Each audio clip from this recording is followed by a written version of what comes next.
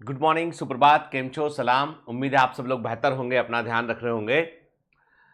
आप में से कई सारे लोग जो है मुझसे कई बार क्वेश्चन करते हैं कि सर इस प्रोफेशन में जाएंगे तो कितना पैसा कमाने मिलेगा। और मैं देखता हूं बहुत सारे यूट्यूबर जो है, जो फेमस यूट्यूबर हैं, वो भी कि आप इतने दिन में इतना पैसा कमाइए, करोड़पति कैसे बने।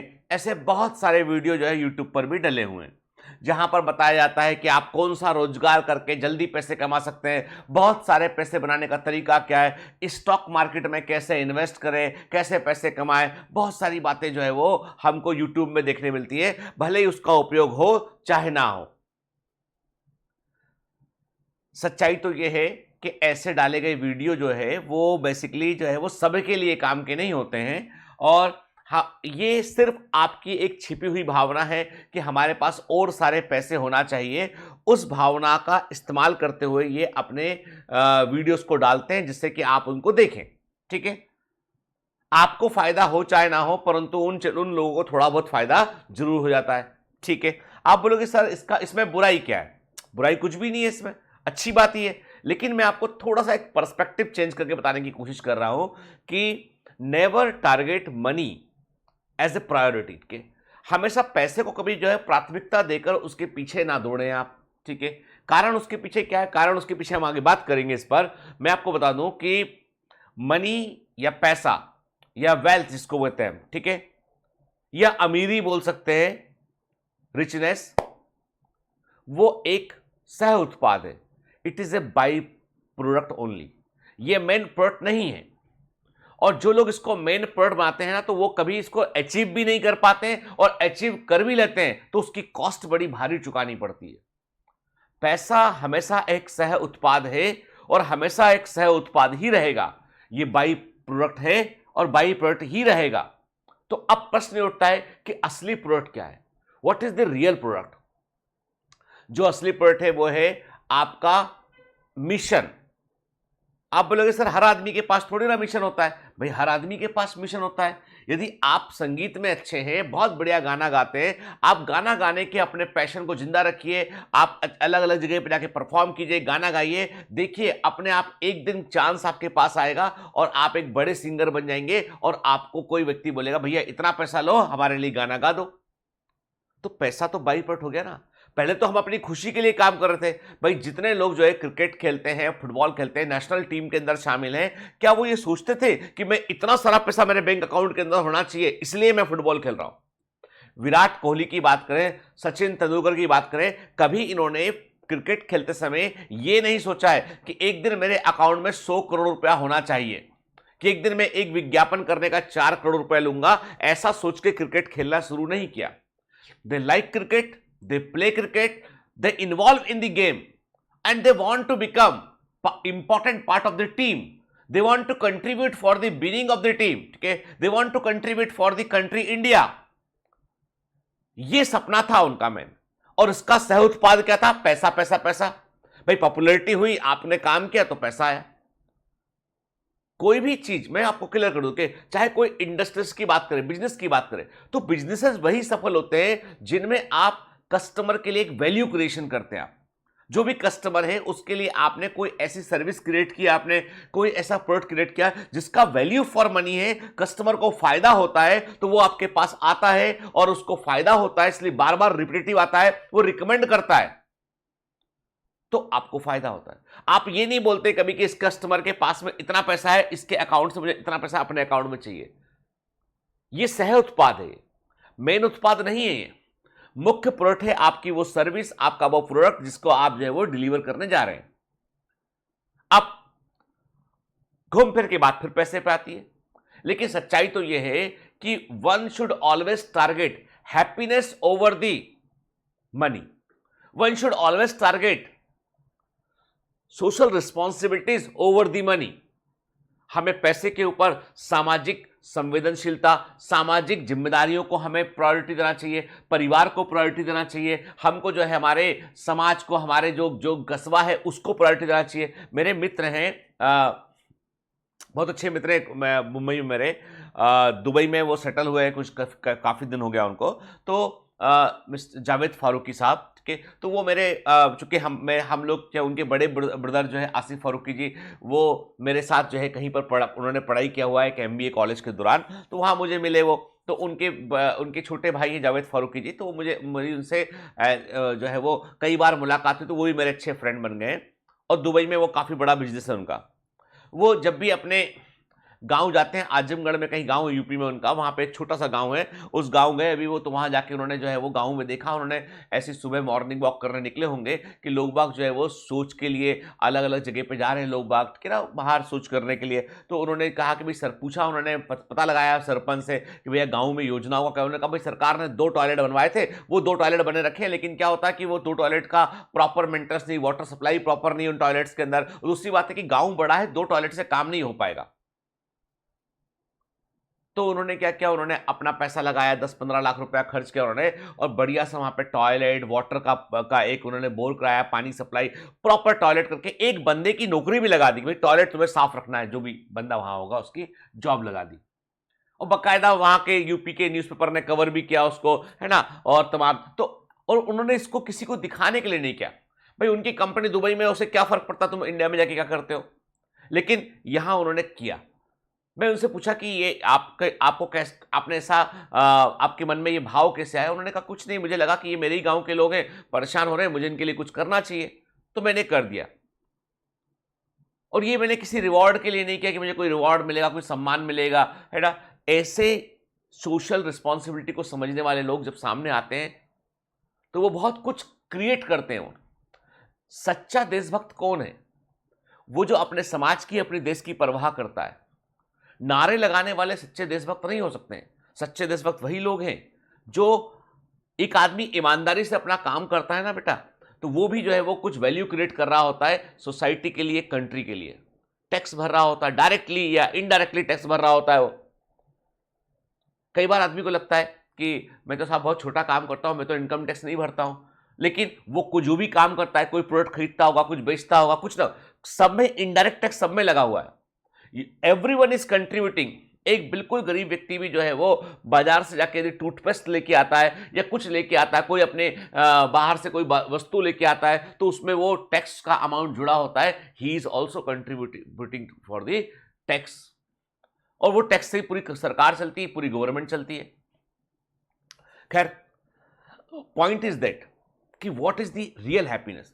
तो एक छोटी कहानी इस पर सुनाता हूं मैं आपको, मैं कि एक बार क्या होता है, एक मछुआरा होता है, फिशरमैन, मछली पकड़ने वाला।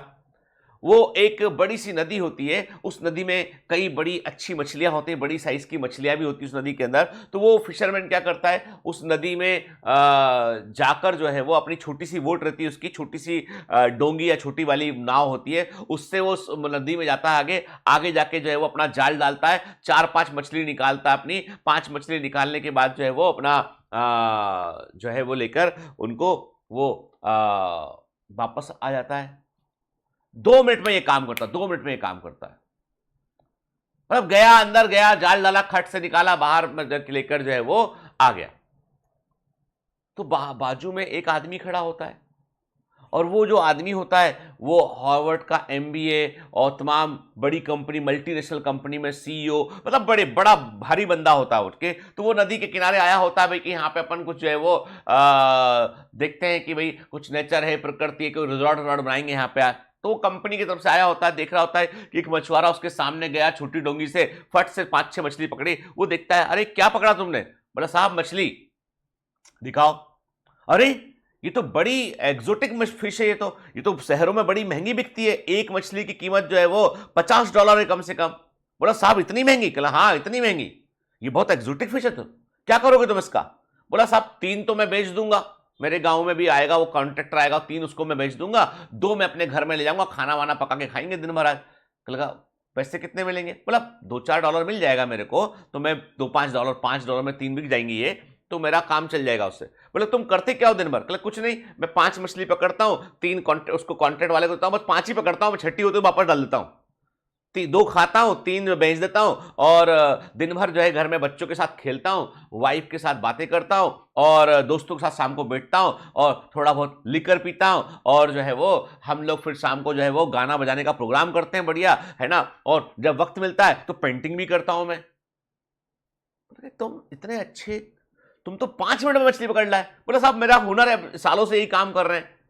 बोला यार देखो ऐसा है, तुम यदि 1 घंटे में तुम कितनी मछली पकड़ सकते हो? बोले साहब मैं 50-60 मछली आराम से पकड़ लूंगा। कहेगा मान लो तो मैं पकड़ू कि तुम 8 घंटा काम करो। बोले साहब 300-400-500 मछली पकड़ लूंगा मैं। अब मेरा जाल थोड़ा छोटा है इसलिए मैं 500 ही पकड़ पाऊंगा दिन भर में। बोले पता है तुम्हें 500 मछली की कीमत कितनी? कितनी? कहला इतने $100। अरे बाप, इतना तो मेरे पास मेरी जिंदगी में कभी देखा ही नहीं, इतना डॉलर तो एक साथ। बोला इतना कीमत है इसका? अच्छा एक काम करता हूं, मैं तुम्हें फाइनेंस करता हूं, तुमको मैं बड़ी वाली बोट दिलाता हूं, बड़ा वाला जाल दिलाता हूं, एक आदमी साथ में तुम्हारे साथ नौकरी पे लगा दूंगा, तो तुम कितनी मछली पकड़ पाओगे? उन्होंने कहा साहब तब हम पकड़ पाएंगे 1000 से ऊपर मछली पकड़ पाएंगे हम। बोला 1000 मछली?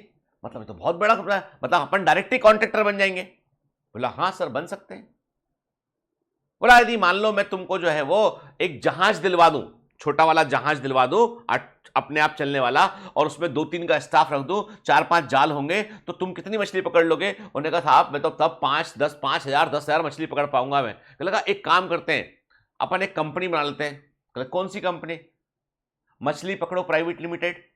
ठीक है चलो मछली पकड़ो प्राइवेट लिमिटेड कंपनी बन गया, 10,000 मछली रोज पकड़ेंगे, फिर यहां से पकड़कर अपन सुपर स्टोर की जो चेन होती है उनको बेचेंगे। तो ये दुनिया पूरे अमेरिका में जहां जहां भी जो है वो सुपर स्टोर में ये मछली बिकती है वहां पर ये फ्रेश मछली की सप्लाई हम प्रोवाइड करेंगे, और मछली पकड़ो प्राइवेट लिमिटेड का सब जगह पे नाम हो जाएगा। अरे साहब इतना तो कितना पैसा आएगा? बहुत पैसा आएगा, तो गिन नहीं पाएगा, इतना पैसा आएगा अकाउंट में। अच्छा फिर क्या होगा साहब?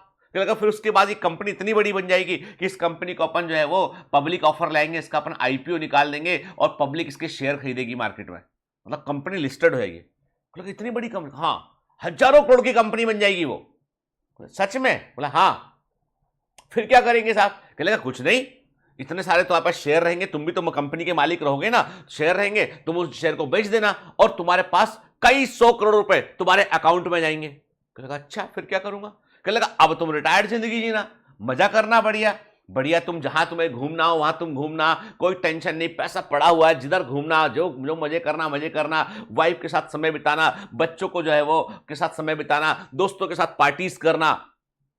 कहने लगा वो तो मैं अभी भी कर रहा हूं, 5 मछली पकड़ के कर रहा हूं। लगा इस पूरे प्रोसेस में कितना टाइम लगेगा? उन्होंने कहा 15 साल तो लग जाएगा कम से कम। लगा 15 साल बाद मैं वही काम करूंगा जो मैं अभी कर रहा हूं, तो इस काम का पर्पस क्या? अब वो सर्क हो जाता है वो हार्वर्ड वाला कि यार हाँ बात तो ये सही बोल रहा है कि इस पूरे 15 साल काम करके मैं रिटायर्ड जिंदगी के लिए अपने आप को तैयार कर रहा हूं कि भैया मजे करूंगा, दोस्तों के साथ बातें करूंगा, वाइफ को समय दूंगा, बच्चों को समय दूंगा, तो मैं अभी भी कर रहा हूं। तो हार्वर्ड वाला वो बंदा चुप हो जाता है, अब वापस अपने शहर जाता है, अपने सीईओ की पोस्ट से इस्तीफा देता है और वो सोशल सर्विस के लिए, उन चीजों के लिए काम करता है जिससे उसके मन को खुशी मिलती है। मन की खुशी से बड़ा कुछ भी नहीं है। वो मछुआरा उस हार्वर्ड के एमबीए व्यक्ति को पूरा लेसन देगा जिंदगी का कि भाई जब यदि तुम्हें इतना लंबा प्लान करना है तो why not from today, and you should work for sustainability, you should work for society, you should work for happiness, you should work for family, you should work for the people who cares for you। हम किसको दिखा रहे हैं? किसके लिए हम काम कर रहे हैं? किस पड़ोसी बोले कि तुम बड़े आदमी बन गए इसलिए? नहीं, हम काम कर रहे हैं अपनी खुशी के लिए। मुझे बड़ी खुशी हुई कि मैंने अभी हाल ही में बिहार की एक लड़की, मैं नाम भूल रहा हूं उसका, उसके भी हाल ही में 1 मिलियन सब्सक्राइबर हुए हैं। वो ब्लॉग बनाती है, गांव की लड़की है, ब्लॉग बनाती है, हरियाणा की कोई लड़की है, बिहार की नहीं हरियाणा की लड़की है वो। और उसके ब्लॉग देखे तो मैंने देखा कि कहीं रैंडम कहीं रिकमेंडेशन में आ गया वो, तो उसके 1 मिलियन सब्सक्राइबर हुए उसके। वो लड़की ने जो है वो अपना छोटा सा घर था उसका, उसने बढ़िया काम शुरू किया, ऐसे करते करते वो पॉपुलर हो गई वो लड़की, और उसका जो है वो घर में अब स्कूटी कार वार सब उसके पास में, तो वो अपनी हैप्पीनेस को शेयर कर रही थी कि भाई मैंने, तो मैं कहता हूं उसने जिस दिन शुरू किया होगा कभी सोचा भी नहीं होगा कि ये चीज होगी। Sometimes we work for our happiness and that happiness turns into the, वो बाई प्रोडक्ट के रूप में रहता है। मैंने कहा ना दुनिया में एक सबसे बड़ा नियम है, वो है लॉज ऑफ थर्मोडायनामिक्स, ऊष्मा गतिकी के नियम।